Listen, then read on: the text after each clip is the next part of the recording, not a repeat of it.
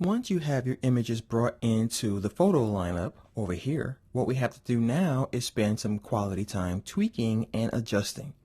So what I'm going to talk about next is how to use this red line and these dots here to further refine the placement of your image. After that, we'll talk about these guys here, this pins button. This is how we're going to tweak our face even without a picture. So let's go ahead and get started.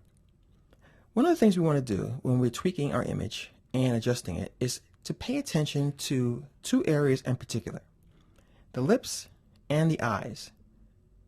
And you can decide whether to start in the front or the side. But keep in mind that making modifications in one view is going to affect the other as well.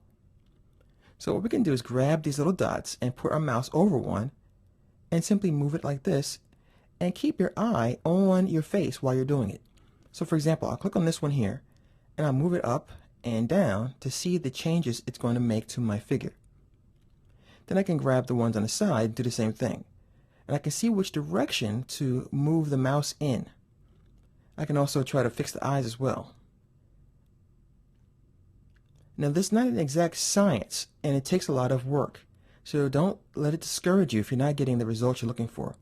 Trying to get a photograph put onto your object takes a lot of work.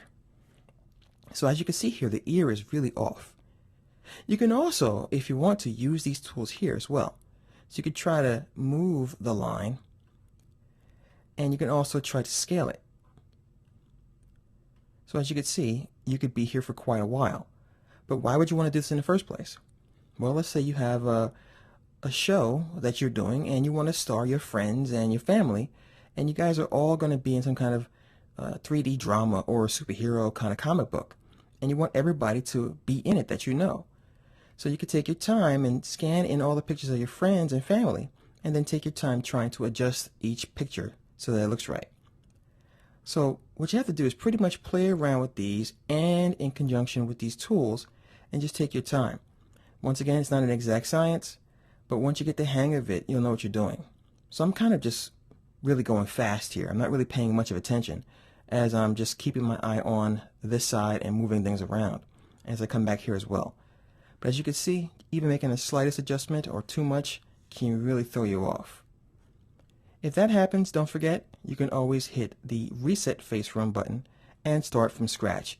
So you can just go ahead and load your images, and then you can make your modifications from there.